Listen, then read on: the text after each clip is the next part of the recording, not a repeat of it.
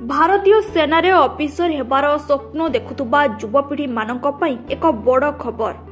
भारतीय सेना technical graduate course TGC 142 post जनवरी 2026 माध्यम बिना लिखित परीक्षा रे ऑफिसर पदवी नियुक्ति देउछि। एही पदरे नियुक्ति प्रार्थी माने मासिक 2 लाख टंकारु अधिक दरमा सहित अनेक सुविधा पाई परिबे।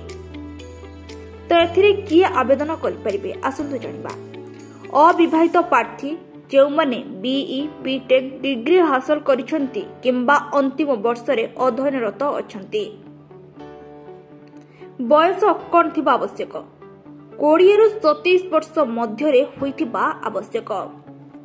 तेबे आपण किपरि चयन प्रक्रिया एथिरे रहिछि आसंतु जानिबा। एही नियुक्ति प्रक्रिया रे लिखित परीक्षा रे आवश्यकता नाही।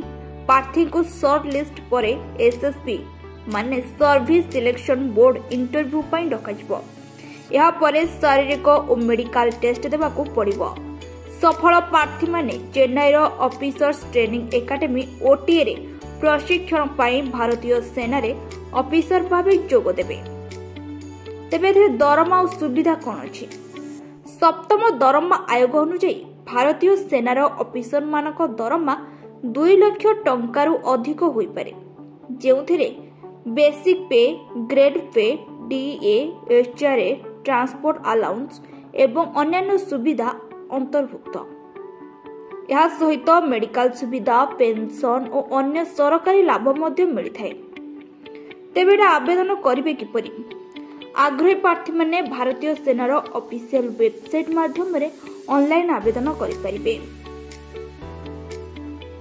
www.joinindiaarmy.nic.in रे अप्लाई करि परिबे। तेबे हम वीडियो भल लागिथिले लाइक शेयर सब्सक्राइब करबा को जमर भी भूलिबे नहीं।